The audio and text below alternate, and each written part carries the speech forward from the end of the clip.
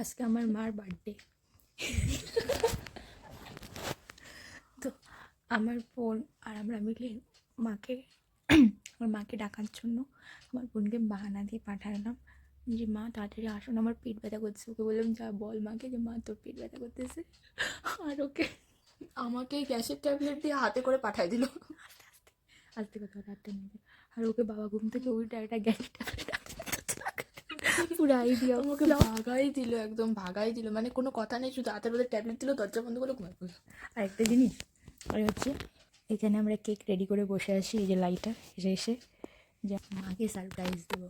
আর আমরা এখানে বসে আছি, একে আমি আইডিয়া এনে দিলাম কেন আমার মা একটু মা লাগলি বেটি, তো যা বলবে দৌড়ে চলে আসে মা। তাই জন্য আমি ওকে বলে ফেললাম মাকে গিয়ে বলবি যে তোর পেট ব্যথা করছে।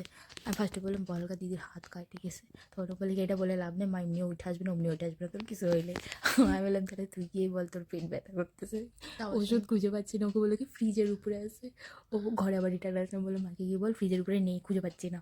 ও গিয়ে আবার বললো, ওকে কী করলো আমাকে গেটের সামনে গেট খুলে ও বাবার ঘরে ওষুধ ছিল হাতে দিল দিয়ে পাঠাচ্ছিল। পুরো আইডিয়াই ফ্লপ। এইবার হচ্ছে আমাদের দুই ভুক্কারের এই কেকটা খাওয়ার ইচ্ছা।